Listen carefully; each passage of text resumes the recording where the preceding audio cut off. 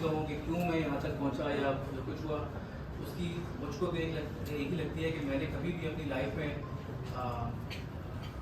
Work environment में हमेशा honesty के साथ काम किया है। Honesty in the sense not only honesty with my employer but my self also, क्योंकि जनरली हमारा एटीट्यूड क्या होता है, खासतौर से जब आपकी एज में था, एटीट्यूड हमारा ये होता है कि यार ये मेरा काम है, मैं ये करूँगा। कोई दूसरे का काम हो जाता है तो मैं जनरली अवॉइड करता हूँ करने के लिए, जनरली हमारा थॉट प्रोसेस ये होता है। बट मैंने शुरू से जब मैं CFO भी था, मैंने कभी भी इसमें बाइफर्केशन कर दी। कभी कोई सेल्स वाला आता था मेरे पास तो मैं उसका भी हेल्प आउट करता था, कभी कोई IT वाला आता था, IT को हेल्प आउट करता था, कोई फंड मैनेजमेंट या किसी भी डिपार्टमेंट से मैं उसको हेल्प आउट करता था। सो बैक इन 2013 जब मुझे CFO से चीफ ऑपरेटिंग ऑफिसर बनाया, मेरे जो चीफ एग्जीक्यूटिव थे उन्होंने, तो मैंने उनसे पूछा, मैंने कहा सर आप मुझे CFO से चीफ ऑपरेटिंग ऑफिसर तो बना रहे हैं, बट इससे मेरा पोर्टफोलियो में क्या चेंज है?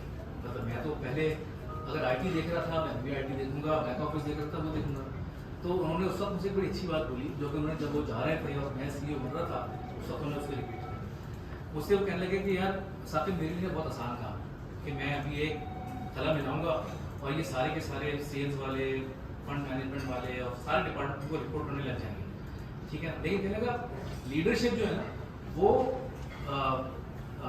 हमेशा अगर नीचे से आए ना और नेचुरली आए वो ज़्यादा बेहतर होता है। अगर आप लीडर को इम्पोज करने की कोशिश करते हैं तो वो उतनी आगे बेहतर नहीं चलती है। उस वक्त मैंने कहा पता नहीं मुझे टोपी दे रहे हैं, ये बस कर देंगे और काम चल जाएगा। But when he was leaving तो उन्होंने उस वक्त मुझे कहा, कहने लगा देखो मैं तुमसे कहा ना, इस वक्त मेरे पास चाहे कोई भी डिपार्टमेंटल हेड आता है ना, उसकी हद इम्कान कोशिश ये होती है कि मैं साकिब से चीज़ बाउंस हो जाती है। अगर साकिब ने उसको ओके कर दिया ना तो बॉस ओके कर दिया, यानी कि ये होती है। सो आप लोग अपने अपने लेवल पे जहाँ पर भी जिस लेवल पे काम करते हैं कर रहे हैं, सो ऑनेस्ट रहना अपने साथ, अपने काम के साथ और अपने करियर के साथ और ऑब्वियसली फैमिली के साथ बहुत इम्पोर्टेंट है। अगर आप ऑनेस्टी साथ लेके चलेंगे तो मतलब फिर स्काई इज द लिमिट, आपको कोई रोक नहीं सकता। कभी भी लोग जनरली सोचते नहीं हैं कि हमारा बॉस सही नहीं है, हमारा वर्क एनवायरनमेंट सही नहीं है, हमारा एम्प्लॉयर सही नहीं है, हमें अच्छे पैसे नहीं मिल रहे, ये एक जनरल बताना होता है, ठीक है। लेकिन बिलीव मी, आपका एम्प्लॉयर आपको कभी भी अंडरपेड नहीं रख सकता। क्यों नहीं रख सकता? कि अगर आप एक अरसे तक एक जॉब पे काम कर रही हैं और आपकी एज है 25 से 30 के दरमियान, या इवन 35 तक, ठीक है। So you should always be focusing on your career objective. आप अपने अंदर कैपेसिटी बिल्ड करने की कोशिश करें during that period, rather than looking at the numbers कि आपको मिल क्या है। क्यों कि आपके पास जब कैपेसिटी बिल्ड होगी तो वो तो एक कैपिटल गेन है जो आपका क्रू होगा। जिस दिन आप जॉब स्विच करेंगे वो पैसे तो आपको मार्केट हो ही जाना है। आप जब यहाँ से जॉब स्विच करके कहीं और जाएंगे तो मार्केट हो ही जाना। बट इस एज पे between 25 to 35 you should only concentrate whatever you are doing, whatever the skill, whatever the expertise you are building in yourself, इसके ऊपर फोकस करें। और मेरे ख्याल उसके बाद अल्लाह ताला मौके बनाने वाला है। और आप अपने लिए कुछ भी सोच लें, बट जो अल्लाह ताला ने लिखा होता है आपके लिए वो जगह पे वैसे दैट्स इट। ये मेरी की बात नहीं है।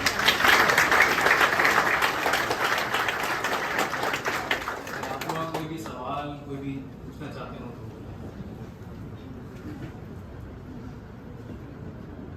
बहुत कम आपको ये ऑफर मिलती होगी किसी टेस्ट स्टूडेंट से, इसका अपॉर्चुनिटी का फायदा होता है। एक चीज़ जो मैं अभी सुलेमान ने कहा तो इनसे एक बात हो रही थी कि we were the first affiliate member of funding, यानी एफिलिएट की जो स्ट्रीम है वो आपने स्टेट बैंक के पास जाके खुलवाई जब है when we approached। हमने आपसे कहा कि जी हमें ये आना है, बल्कि डिस्कस किया अजीम साहब से, बशीर साहब से कि जी हमको ये करना है। उन्होंने ठीक है, एक एफिलिएट प्रोग्राम होता है जनरली स्कीम्स में, जो मनी स्कीम्स होती हैं उसमें, तो हम वो ट्राई करते हैं। हमने कहा चलिए ट्राई करें, एंड देन ये जो एफिलिएट का मेंबर है ये होना शुरू हुआ, ठीक है। ये मैं आपको बता इसलिए रहा हूँ, ख्वाब देखना जरूरी है। अगर आप ख्वाब नहीं देखेंगे तो उसकी ताबीर नहीं मिलेगी। ठीक है। जब मैं अपने आई मीन अगर आई डोंट नो कितने लोग आप लोगों में से म्यूचुअल फंड के इन्वेस्टर्स हैं, बट म्यूचुअल फंड की एक जो कि आज की डेट में भी ट्रू है, जब आप आज पैसे देते हैं आपको अगले दिन स्टेटमेंट मिलती है, आपको स्टेटमेंट आती है, उसकी यूनिट एलोकेशन अगले दिन होती है जब आपके पैसे क्लियर हो जाते हैं और सारा प्रोसेस हो जाता है। इवन अगर आप ऑनलाइन भी पैसे ट्रांसफर कर रहे हैं, जो कि आज की डेट में वन क्लिक का जो वन बिल है उसको यूज़ करते हुए लोग पैसे ट्रांसफर करते हैं, अगर ऑनलाइन भी पैसे ट्रांसफर कर रहे हैं तो आपको स्टेटमेंट मिलती है। So back in 2016 we came up with idea कि यार ये रियल टाइम वीडियोस है, जब हम पैसे बैंक एक बैंक दूसरे बैंक में भेजते हैं तो ये पैसे रियल टाइम में दूसरे अकाउंट में मिल जाते हैं, इमीडिएट फंड नहीं कर सकता। अगर कोई मुझे पैसे भेजे मैं रियल टाइम पे यूनिट क्यों दे सकता उसको, और अगर मैं रियल टाइम पे यूनिट दे सकता हूँ तो जो उसके बाद जब जो प्रॉफिट मिलता है म्यूचुअल फंड का वो रोजाना क्यों नहीं हो सकता, वो साल के आखिर में क्यों होता है। तो ये we come up with the idea, two ideas. One is the real time allocation, जैसे आप पैसे भेजें फौरन आपको यूनिट मिल जाए। नंबर 2, जो वो फंड उस दिन कमाए वो शाम में आपको एज अ प्रॉफिट आपके अकाउंट में क्रेडिट होगा। मतलब this is something like never heard of in mutual fund industry. जब हमने ये प्रोजेक्ट कंसीव किया और जब हमने अपनी ऑफ टीम को दिया कि इसको बनाओ, इसके प्रोसेस बनाओ, सो आपको पता है क्या नाम दिया लोग, उसका नाम दिया प्रोजेक्ट आसान। उन्होंने कहा ये होने वाला नहीं है, तो और बात, ठीक है ना। बट वो हमने शुरू किया, एफिलिएट शुरू किया। आज सारी एमसीज, अच्छी खासी एमसीज आपके एफिलिएट मेंबर हैं। हमने उस वक्त वो पर्टिकुलर प्रोडक्ट की डेली प्रॉफिट मिलता था, उसको हमने नाम दिया डेली डिविडेंड फंड। आज वो डेली डिविडेंड फंड हर एमसी करती है, but we were the first one to launch that particular product. हमने क्या कहते हैं रियल टाइम यूनिट एलोकेशन शुरू की, वो आज तक कोई नहीं, वो सिर्फ हम ही करते हैं, बट आई एम श्योर वो लोग आगे शुरू कर देंगे। सो ये बताने का मकसद ये है, ख्वाब देखना जरूरी है, ख्वाब देखेंगे तो तारीफ भी सोचेंगे।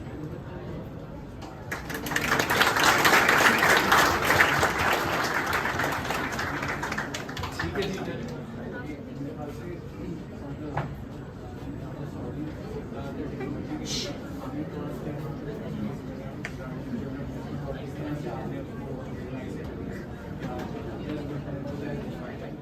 क्या है जो कि उसमें भी है, भी नहीं करता, हम सेविंग्स ही करते हैं, ठीक है। अच्छा, हम इस वक्त इस स्टेज पे लाइफ की भूल जाते हैं कि यार हमें रिटायर, ठीक है, और रिटायर होना है तो रिटायर में बुढ़े भी होंगे तो बीमारियाँ भी लगेंगी, पैसे भी चाहिए होंगे, कोई अर्निंग भी नहीं होगी हमारे पास, क्योंकि हम में से बहुत कम लोग होंगे जो कि जब वो रिटायर हो रहे होंगे उस वक्त उन्होंने कुछ एसेट बिल्ड कर लिया। जनरली ऐसा होता नहीं है, आप पूरी लाइफ अपनी गुजार देते हैं सैलरी कमाते कमाते और आखिर में आके रिटायर होते हैं, और फिर हम सरकारी नौकरी में तो है नहीं कि हमें पेंशन ही मिलेंगी, ठीक है।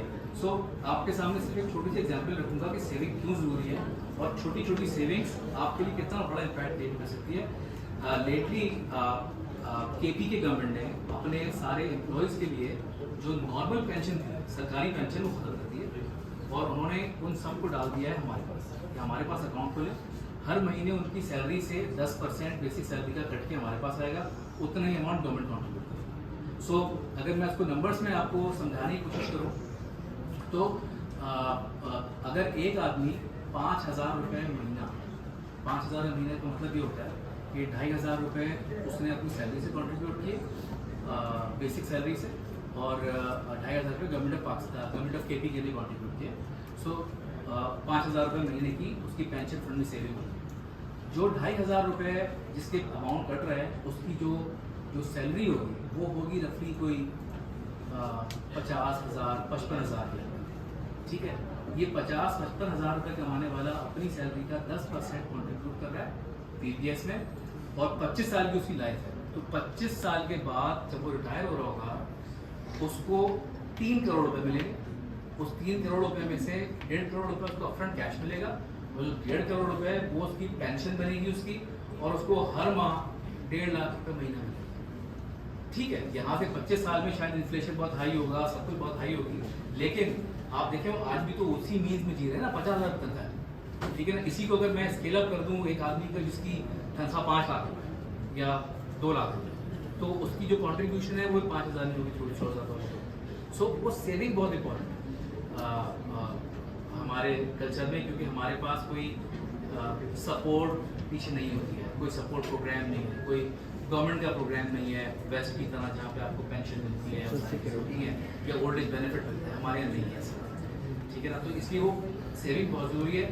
म्यूचुअल फंड्स के हवाले से जो बात की उन्होंने कि म्यूचुअल फंड्स में डिजिटाइज कर दिया, सो मैं कम से कम इस इंडस्ट्री को एज अ इंडिविजुअल, ठीक है, हमारी इंडस्ट्री ज़्यादा पुरानी नहीं है, तो 1995 में पहली asset management company private sector में आई थी और उसके बाद से लेके आज तक कंपनीज आई हैं, डिफरेंट उन्होंने डिस्ट्रीब्यूशन मॉडल अपनाए हैं, किसी ने ब्रांचेस के थ्रू सेल किया है, किसी ने अपनी ब्रांचेस बनाई हैं, किसी ने टीमें रखी हैं। बट मैं जब रिटायर हो रहूँगा तो कम से कम मैं इस चीज़ को अपने लिए मतलब be proud factor for me कि मैंने इस इंडस्ट्री को कम से कम जो डिजिटल स्पेस में एक नई लाइन दिखाई। हमारी पूरी इंडस्ट्री जो है वो हम we were the first one to launch our digital platform iSafe, शायद आपने जो कस्टमर होंगे iSafe के, सो वो हमने पहला लॉन्च किया और हम पूरी इंडस्ट्री को फॉलो करिए। एंड मतलब कम से कम मैं आपको अगर नंबर बताऊं कि डिजिटल में होने में और फिजिकल में होने में फ़र्क क्या होता है, जब हमने iSafe लॉन्च किया उस वक्त पूरी इंडस्ट्री का जो नंबर ऑफ अकाउंट्स थे, नंबर ऑफ कस्टमर्स थे, वो 2.5 लाख थे और हमने iSafe के पहले साल में 50,000 customer record. So this is the magic. So अब वो खैर इंडस्ट्री कर रही है, आई एम श्योर जब भी ग्रो करेगी आगे जाके वो नंबर आएगा, बट सेविंग तो आप